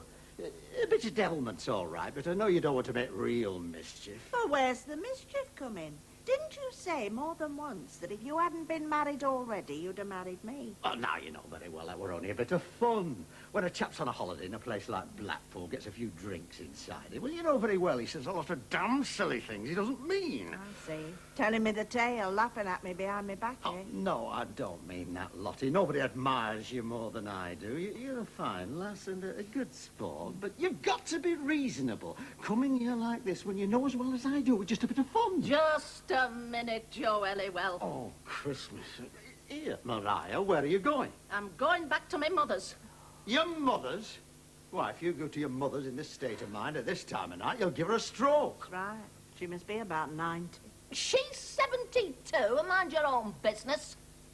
I've got some of it here for you. What do you mean? Some of your new business, and see how you like it. You'll find it a change from carrying on with men behind the bar. What in the name of thunder are you talking about? I'm talking about her. If she wants my job, she can have it. Hey, now, listen, Maria. Here's all keys, and you better start knowing where they fit. And don't forget Charwoman's just been sacked, and I don't expect Ruby'll stay. You'll have to manage by yourself a bit. And greengrocer calls at 10 and butcher calls at 1:30. What's it matter when butcher calls? I'm talking to her, not you. These is housekeeping books, and you'll have to have them straight by Friday, or he'll make a rumpus. Here you are. I don't want Of course she doesn't. She can't run this house without them. You said so yourself. I know I did, but it's not to do with her. Then what did she come here for? And look, here's 5 pairs of his socks. And 1 pair of his woolens wants darning. You better get started on them.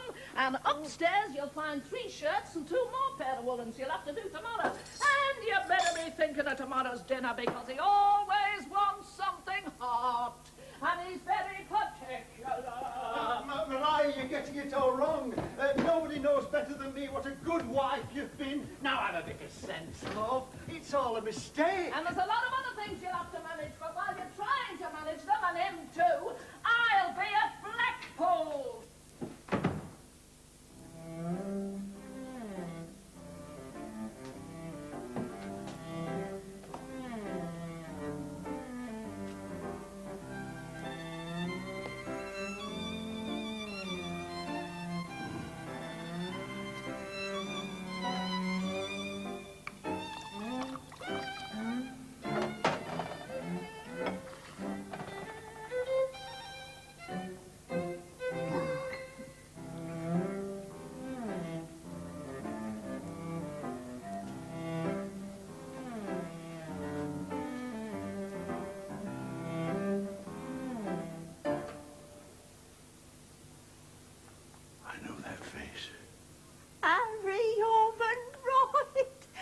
Lottie. Oh, my beautiful Lottie.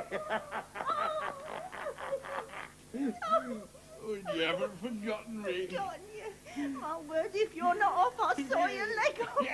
Here, you weren't going to take their photos. I grew for Yorkshire Argus. Make a nice picture, that. Very nice picture. Nice picture. Don't you know? Haven't they told you? Stop it. Stop it. Yeah, have a drink of port. Well, I suppose I might. Oh, certainly. Certainly. I mean, it's Liberty Hall here tonight. It's Liberty all right enough. Oh. All the best, Lottie. Chin chin. Here. It's a nice drop of port wine, this. Joe Elliwell does himself very well here, doesn't he? Oh, yes. You'll find everything very comfortable here, Lottie. Oh, somebody told me you were back at the Talbot. Well, I was up to Christmas. Who told you, anyway? Anybody I know? Let me think. Oh, you know him. I know him. We both know him. I got him here on the tip of my tongue. No, but I'll get him, Lottie. I'll get him. Oh. Well, then I had to go home. Now, our Violet, you remember our Violet, she married a sergeant in the Duke of Wellington's, the dirty 33rds. Now she's in India. Tommy Tootil. Well, what about him? Weren't you asking about him? No, I got something better to do than ask about Tommy Tootil. Quite so, but What were we talking about him for? Didn't you say he'd gone to India? No, you fathead. That was Aunt Violet. I remember. Must have been Tommy Tootle has told you I was working back at Talbot. Do you see? Of course it was. But what of it, Lottie? I'd sure been argumentative tonight, love. No, I'm not. But you've had a couple too many. Oh, no. I'm all right. I'm all right.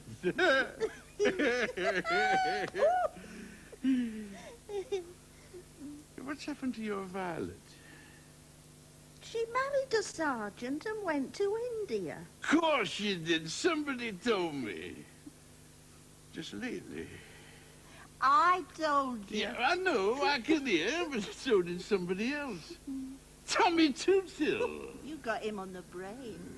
Then at Whitson, I took a job at Bridlington, but only stuck it 3 weeks. No life at all. I told him, I said, I don't mind work, but I do like a bit of life. Well, I'm just the same. Give me a bit of life, I say.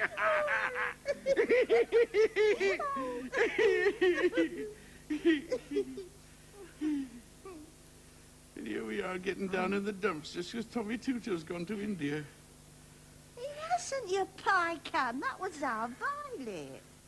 Hey, Harry, you're giving me the hump. Oh, come on, Lottie. Oh. Play us a tune. For old time's sake. Oh, you silly old devil. It's great to see you again. Good old times, eh, Lottie? Good old times. Ah. That they were.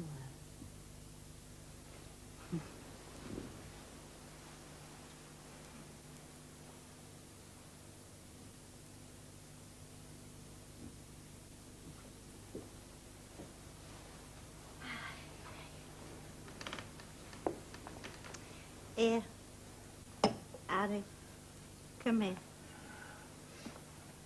Do you remember this one? The boy I love is up in the gallery. The boy I love is looking down at me. There he is, can't you see, waving off his handkerchief, as merry as a robin. Yeah, that's... What the hangman do you think this is? A tap room? Yorkshire Argus, what's your telephone? Come on, love. I'll help you. And then get off home. Well, see you later.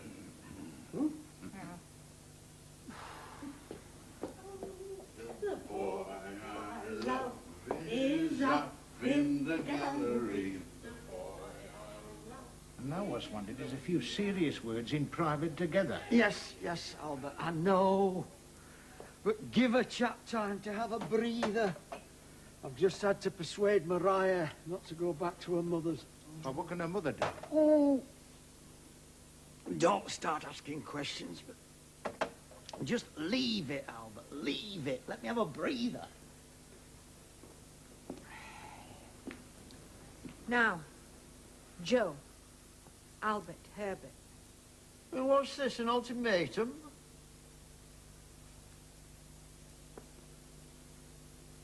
Joe Elliwell, I want you to answer one question. Yes, Mariah. Joe, do you love me? Now, what sort of a question is that to come and ask a chap here? Why didn't you ask me upstairs? Once and for all. Do you or don't you? Yes, of course I do, love. Then why didn't you say so before?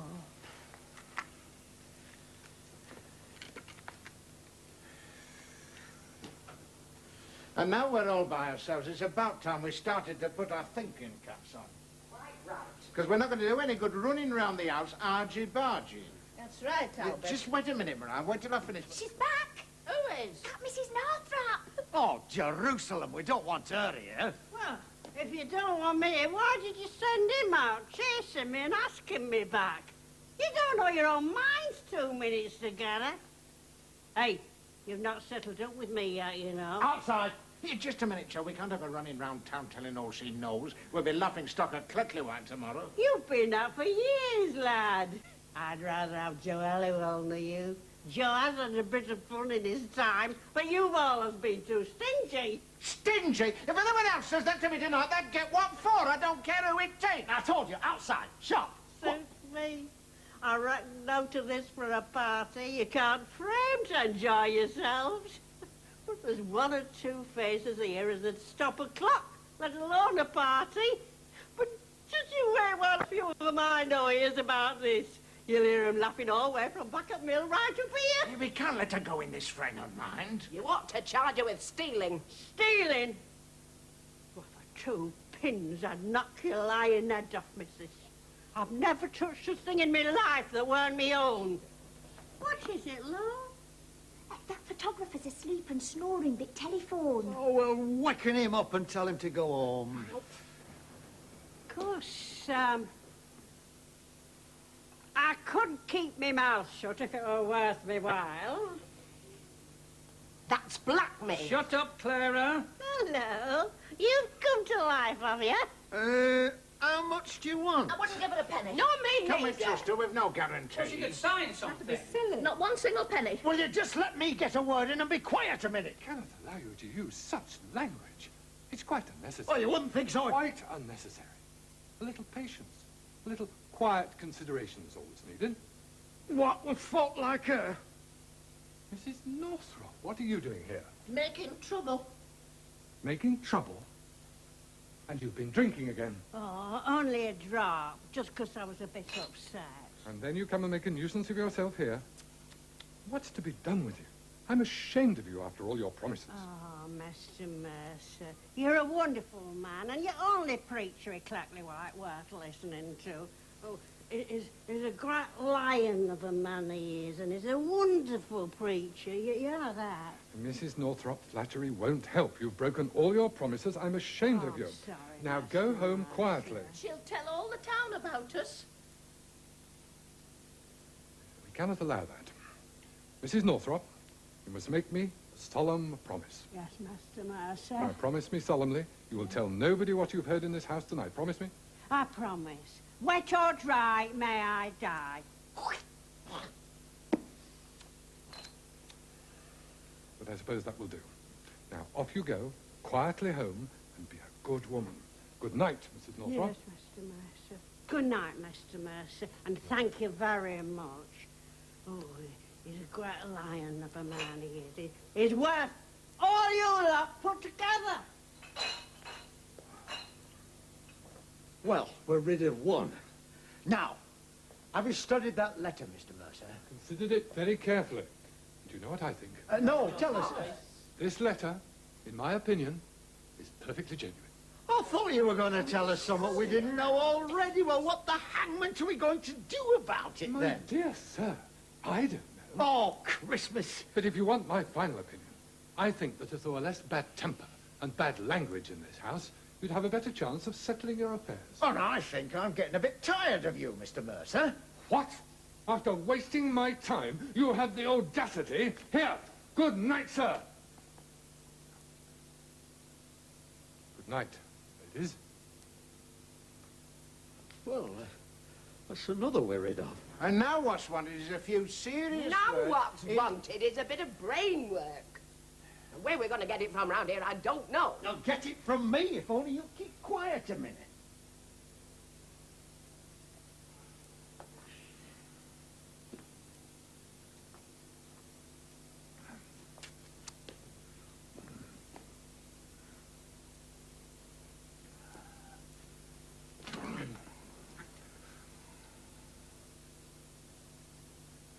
Now, let's see, what were we talking about? We weren't talking about anything to you. I wouldn't object to a nice hand of cards. I like a game of solo, don't you? No. And I told you to get off home. You want a photo of the group, don't you? You take no photos here tonight. It's a funny thing you should have said that. I'm a chap as notices things. Well, I have to be in my profession. And I said to myself, there are people in this house tonight who is not easy in their minds. there's something just a bit off here. Just you see. Oh, for goodness sake. Well, you have to be easy in your minds to be photographed, you know. Nobody ever comes with the toothache, you know, to have their photos taken. No. I don't suppose they do. It never occurred to me that. Name, sir? Soppit. Ormond Roy, dear. Oh, there's thought in this face. I'd like to do it sometime in a nice sepia finish. Remind me, Mr. Soppit. Ah! Lottie, love, come and join the company. I thought you'd gone long since. It's all very well. You promised to go half an hour since. We ought to put the police on you. What are you picking on Lottie for? Why can't you live and let live? We're all in the same boat. We all come here and we don't know why. We all go in our turn and we don't know where. And if you're a bit better off, be thankful. And if you don't get into trouble and make a fool of yourselves, be thankful of that too, because you easily might. Now, what I say is, we're all human, aren't we? Yes. Thank you, Mr. Ormonroyd. What you thanking him for? Who's he to start telling us what to do? It's impudence, I call it. Me? Oh, I'm nobody. But if you're going to turn nasty, Councillor Albert Parker, remember this. I may be nobody, but I happen to work for a newspaper. Behind me stands the press. Don't you forget that. And the press is a mighty power in this land today. Telephone went, and when I says who is it, chap said Yorkshire Argus. Is Ormonroyd our photographer there, please? And when I says yes, he's still here, he says, well, tell him he's sacked. You're sacked, I'm sorry.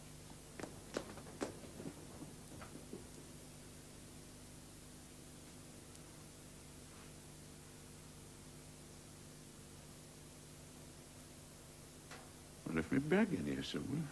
You must have left it down at Lion, lad. I thought he couldn't carry comb. Shut up, Albert. Harry, you silly old devil. It's not so bad. It's not so good either. I don't know where to turn. Nay, Harry, never say die. We've seen a bit of life and we'll see some more yet, probably throw us on Muggy. For 2 pins, I'd take him away now and leave you lot to settle your own troubles, if you can. Why? What's he got to do with our troubles? Plenty. Harry, tell 'em where you were married. They don't want to hear about my bad luck. No, we've enough of our own without his. No, Albert. Come on, Mr. Ormonroyd. Tell 'em where you were married. Lane in Chapel, 25 years since. Yeah. He must be in the same boat with us then. Just another of my bits of bad luck. Oh, we can understand that all right. Yes, but Harry here was separated from his wife and they wanted to be free. Well, what were they worrying for? They were free. Parson hadn't proper qualifications. Hold on a minute. Tell 'em, Harry. Oh, I know he hadn't. Wife found that out. But what she'd forgotten until I got hold of a copy of the certificate was in them days, 25 years since chapel wedding, registrar had to be there and all to sign certificate. Joe, he's right. I know damn well I'm right. I've been carrying certificate around with me for months trying to find a loophole. Here, see for yourself. Well, are we married after all? Yes, of course we are. If Parson didn't tie us up, then Registrar did. All legal.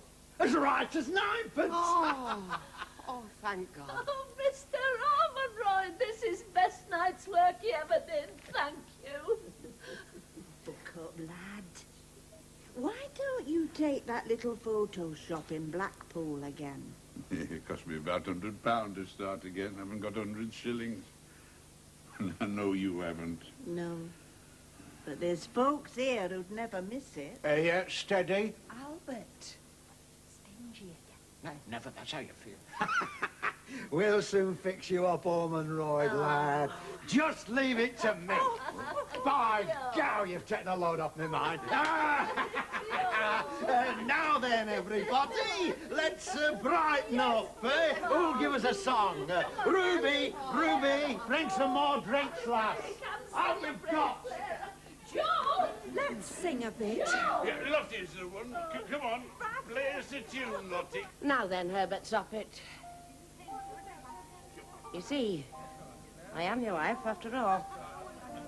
Yes, Clara. And I hope we'll be very happy. But we won't be if you don't drop that tone of voice. I don't like it. No, Herbert.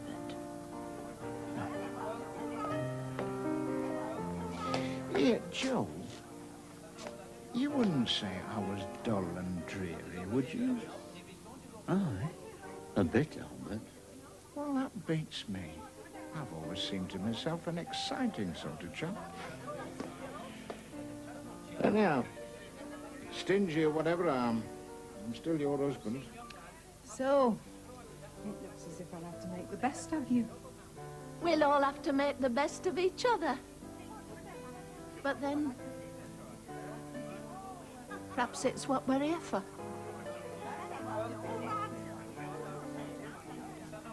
That's right. Well, we'd better start having some of this fun of yours that you talk about. Doesn't matter. No, it does. I say we'll have some fun.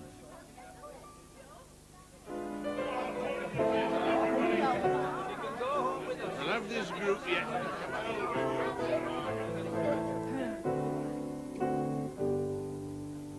When we are married, why what will you do?